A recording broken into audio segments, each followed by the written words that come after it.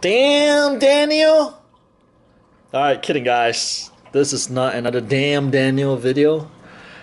It's a quick aquascaping update for my 45-gallon cube tank.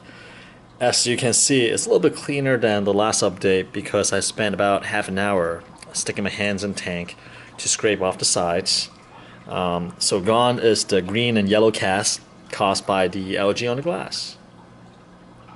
So after cleaning the tank, I took a step back like this and just kind of evaluate it and see how far this tank has gone in a year in terms of aquascaping.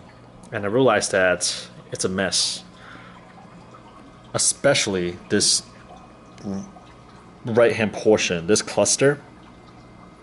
It used to have a nice shape. It kind of flows down this way in the past. But as I started adding more corals and more rocks that came with the coral, it kind of lost its initial shape. So I think a restructuring is pretty necessary. And also the left island, where the gorgonian is, also grew because I put like a mini zoa colony there. Actually two, because I have no idea where to put this guy. I put it in the back of the superstructure before, but then it was not getting enough light. So I moved it to the front to let it recover a little bit. So I just want to kind of outline what I plan to do. This is also a record for myself as well. I can kind of come back and see what my thinking was at this point in time. So, before I begin, one of my friends actually started a 65-gallon reef tank. It was a really good friend of mine, and it just came out of cycling. So I'm probably going to offload a lot of corals to his tank. Things that I plan to kind of trim back. So let's focus on the right hand side first because it's just such a mess. While I really like this mini colony of blue Rickodia, most likely I will kind of give him this cluster. I'll probably move the golden green spotted ones down here. That'll give me a little room up here to play with. And I will most likely give away this little zoa colony right here. Actually, it's a better look right here. This little colony right here that's growing on a Aquapora skeleton. It also comes with a little rainbow bubble tip anemone. Yeah, this used to be up here, but then I was looking at it one day and it fell off. And it looks a lot cleaner without that right there.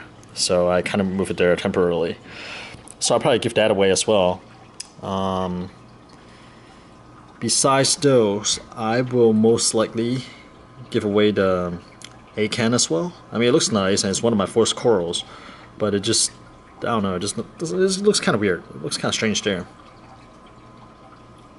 And there seems to be a lot of things happening back here too, so I may clean it up, whether it's giving the zoas away or kind of tag it somewhere on the superstructure. So, oh, also, yeah, I'm not sure what this is. I'm not even sure if this is safe cracker or not.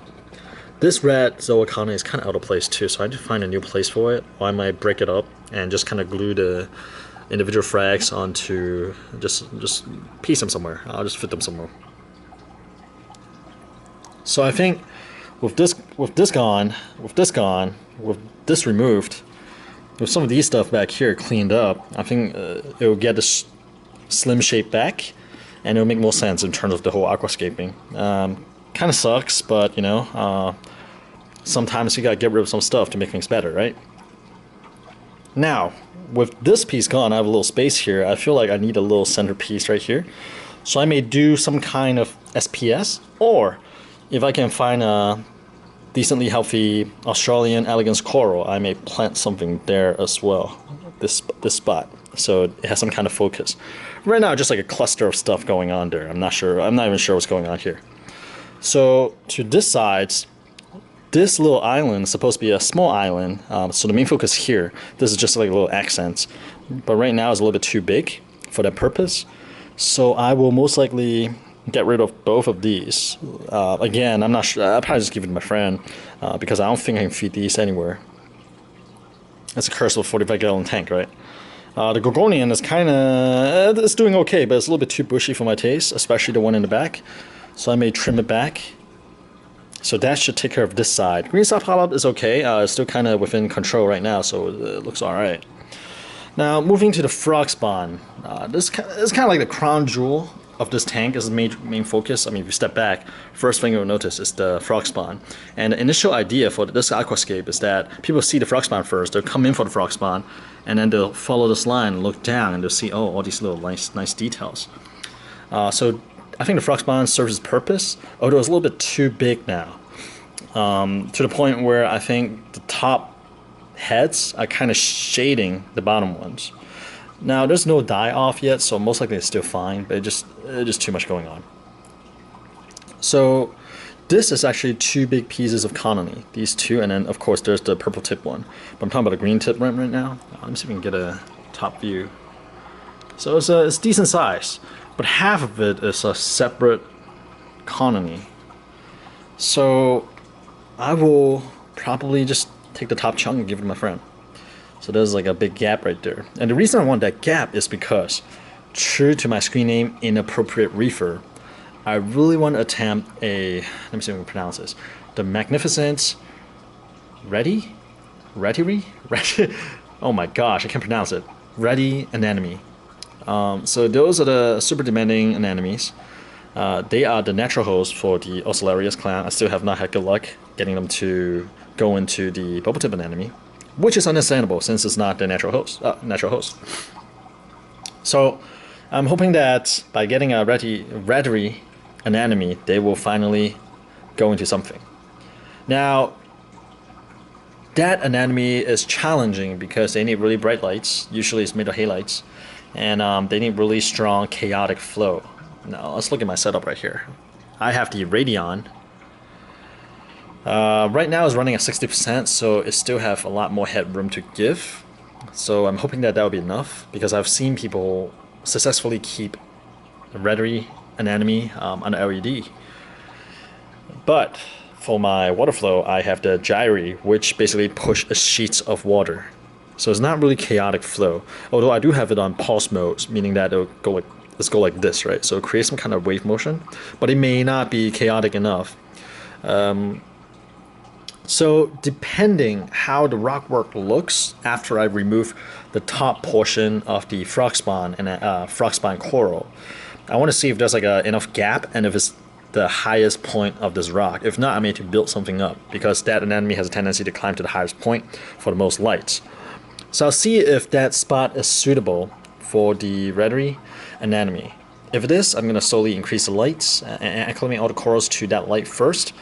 And then I'm going to see if I can slowly turn up the flow, which should be okay, especially if I have removed this Riccordia and moved that down, because the main complaints from my coral, the main complainer among my coral is the Riccordia. It's getting blown all over the place whenever I turn it up. So once that's gone and that is moved down here, it's kind of shielded.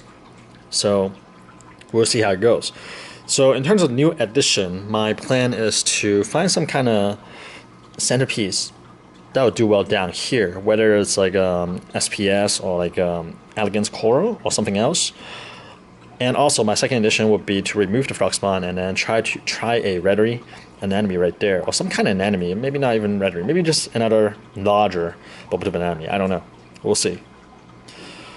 So that is the roadmap, and of course I still have that little plug right back there. So previous owner of this tank decided to epoxy a reef plug onto the back wall.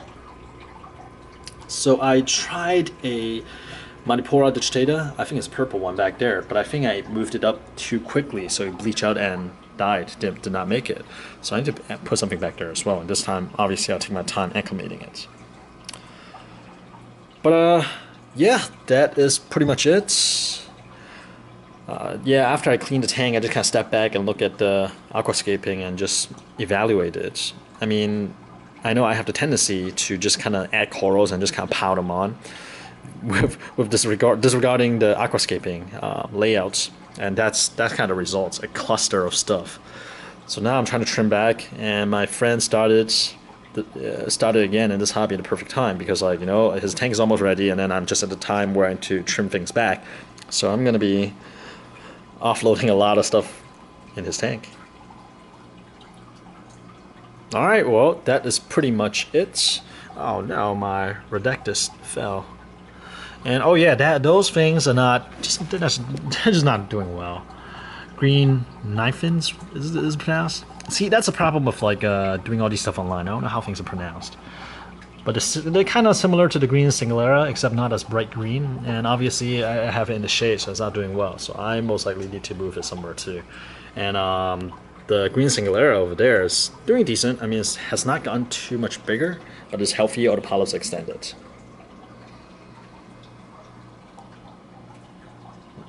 All right, well, this has been a pretty quick update in terms of what I am thinking about for maintaining the aquascape look and feel, as well as new addition to the tank. Otherwise, things seems happy. Only issue I see is a little bit of algae growth on the sand bed, so I may need to turn up the flow a little bit. I don't want to turn down the light, especially if I plan to keep light-loving anatomy down the road, so I need to slowly crank up the lights. So I may need to increase the flow, possibly feed less, but I don't think I feed that much recently, so yeah. Or maybe there's too many fish. Oh yeah, I've been trying to get the royal grama out, it's just not happening. Then again, I did not want to take down all the rockwork just to catch one fish. So we'll see. Maybe I'll try the Coke bottle trap at some point. I made a pretty half-hearted attempt at him with water bottle. So, all right. Well, if you have any feedback in terms of my aquascaping plan, or like whether it's a super terrible idea to really attempt the rhetoric anatomy, please let me know. As always, I always value your opinion. So. Hope everyone has a great weekend. Talk to you guys later.